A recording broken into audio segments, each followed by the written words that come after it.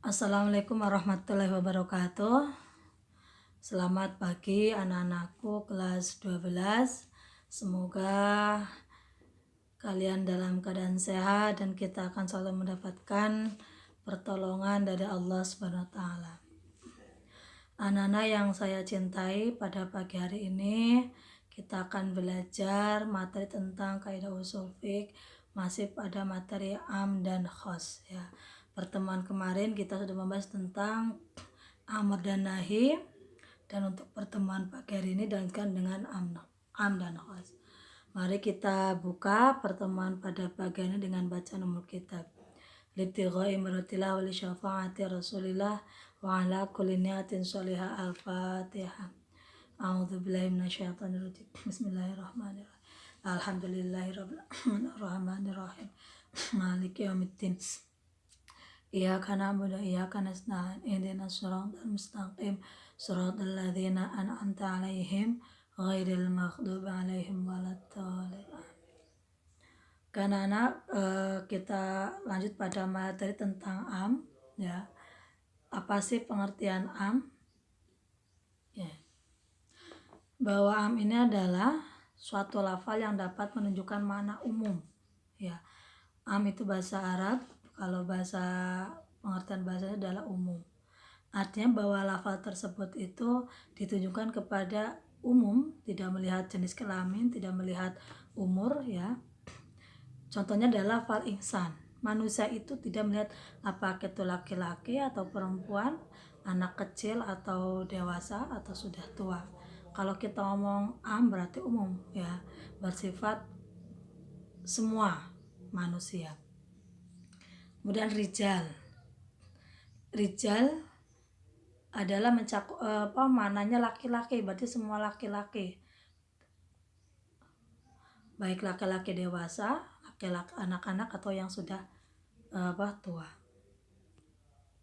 Kemudian macam-macam am ini, pertama adalah lafal yang mengandung arti umum ya. Ini macam-macamnya atau bentuk-bentuknya.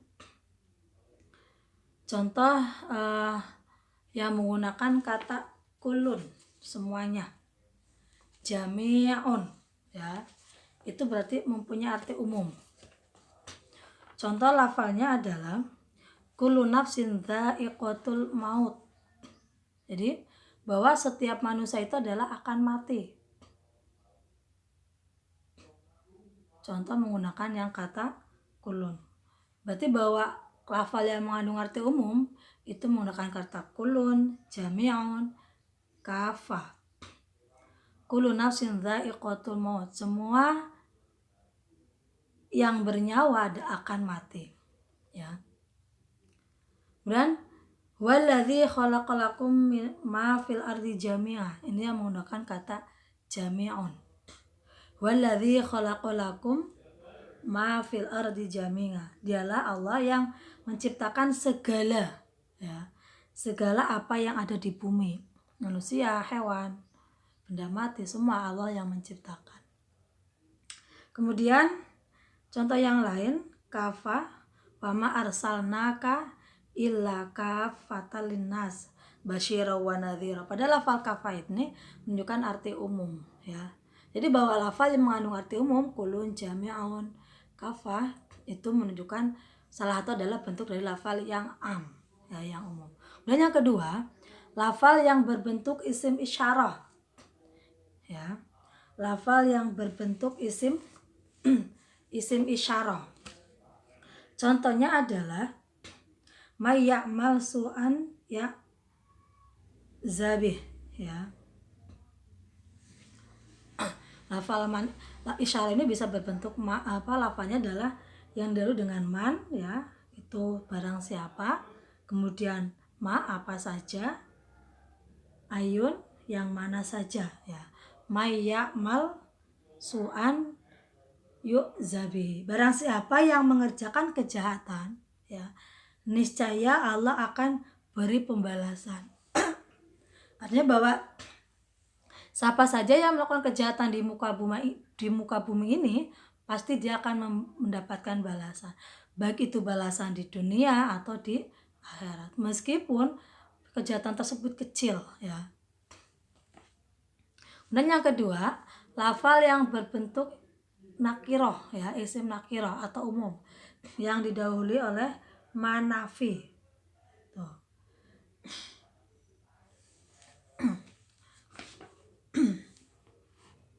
Contohnya adalah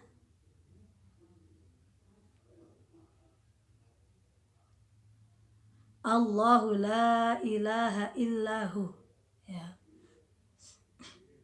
Jadi lafal yang berbentuk isim nakiro umum yang didahului oleh nafi, yang didahului oleh nafi.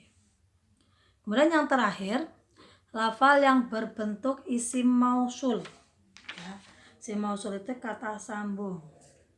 Walladzi yutawaffawna minkum wa yadharuna azwaja.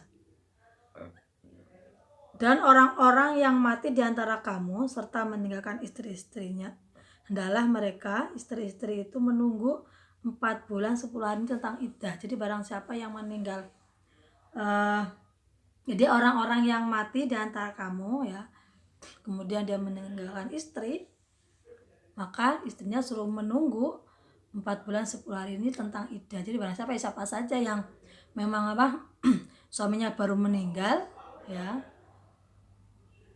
dia kan tentunya jadi janda, maka dia suruh menunggu, atau dalam istilah fikih itu iddah, masa menunggu untuk tidak menikah lagi dengan laki-laki lain ya, selama 4 bulan 10 hari. Oke. Kemudian lafal yang berbentuk isim mausul.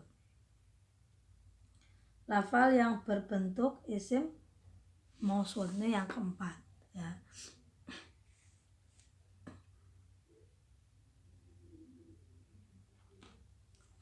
Yang tadi saya sampaikan, waladzina yatawaffawna minkum wa yadharuna. Oke. Kita lanjut pada materi, masih pada am, tapi kaidah-kaidah am ya. Bahwa kaidah-kaidah am ini, pertama, idza aradal ngamu ala sababi khosin fal ibratu bi umumil lafzi la bi khususis sabab ya. Ketika ada am yang datang karena sebab khusus, maka yang dianggap adalah semua lafal, bukan khususnya sebab. Ya. Contohnya adalah ketika para sahabat dia sedang mengarungi lautan ya, dan hanya berbekal sedikit air tawar. Kemudian para sahabat itu, salah satu dari sahabat bertanya kepada Rasulullah, ya Rasul,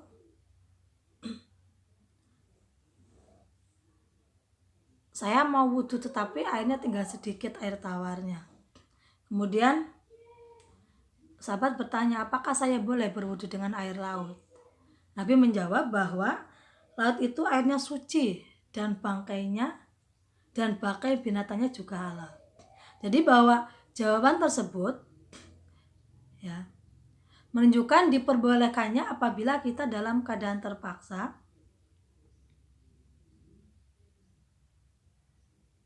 ya. Tetapi kalau tidak dalam keadaan terpaksa tidak boleh.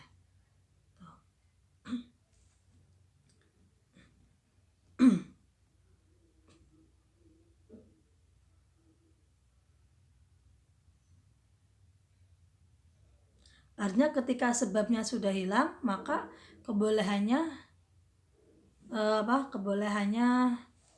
hilang.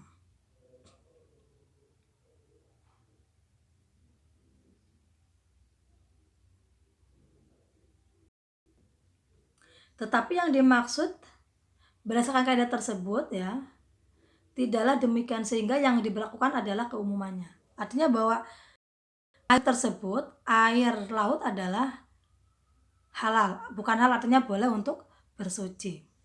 Sampai kalau kalian contoh pas ke laut ya, kok wudhu dengan air laut boleh saja ya, tapi asin.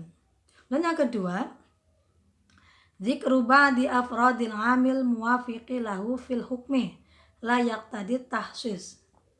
Menyebutkan sebagian satuan kata yang umum yang sesuai dengan hukumnya dengan lafal yang umum tersebut tidak berarti menghususkan. Contohnya bahwa kulit binatang yang sudah disamak tentu suci, atau dalam istilah fikih kita kenal dengan dengan istilah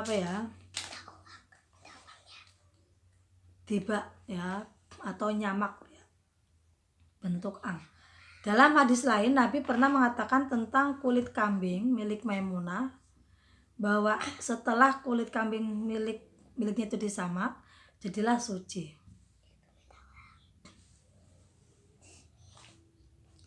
Jadi berdasarkan kaidah tersebut maka hadis yang kedua bukan berarti menghususkan hadis yang pertama, sehingga hukum kulit binatang apapun yang ketika disamak hukumnya jadi suci, kecuali kalau babi sama anjing ya, meskipun disamak karena memang adalah itu najis, tetap tidak boleh termasuk kategori najis mukhallah.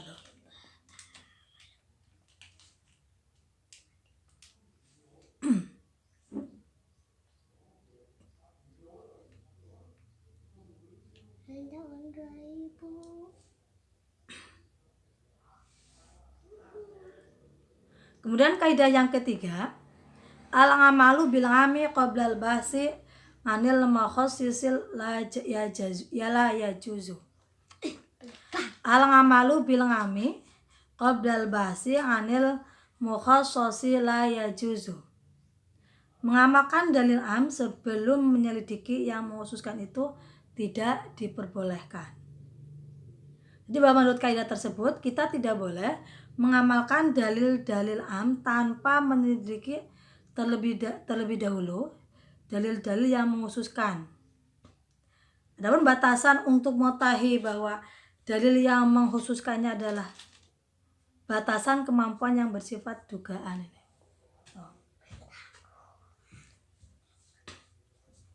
Itu tentang kaidah-kaidah am ya.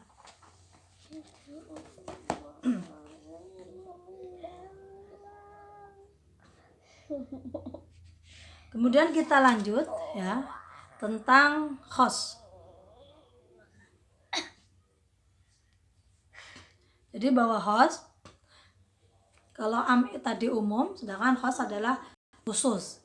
Itu lafal yang diciptakan untuk memberikan pengertian satuan-satuan yang tertentu ya, atau bisa disebut juga kata yang menunjukkan satu makna. Ini khos, khusus ya. Al-khossu walladzi wal lafdzul ladzi yadullu ala ma'nan wahidan. Contoh di sini salah satu ayamin pada surat Baqarah ayat 196 sudah jelas dan tidak perlu ditafsirkan lagi ya. Oke.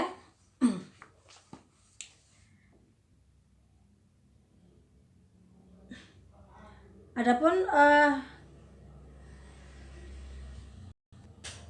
yang masuk pada kategori khos ya,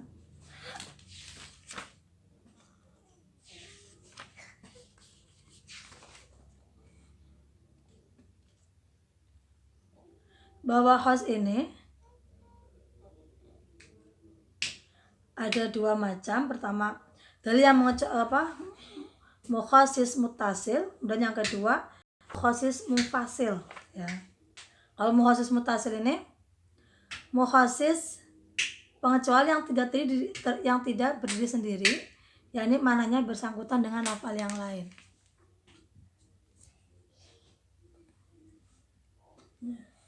Wala taqulu nafsal lati haramallahu illa bil haq, contohnya. Yang kedua mukhassis munfasil, dalil yang pengecualiannya berdiri sendiri terpisah dari dalil yang memberikan pengertian umum. Contoh wakulu washrobu wala tusrifu, makan minumlah tapi tidak boleh berlebihan.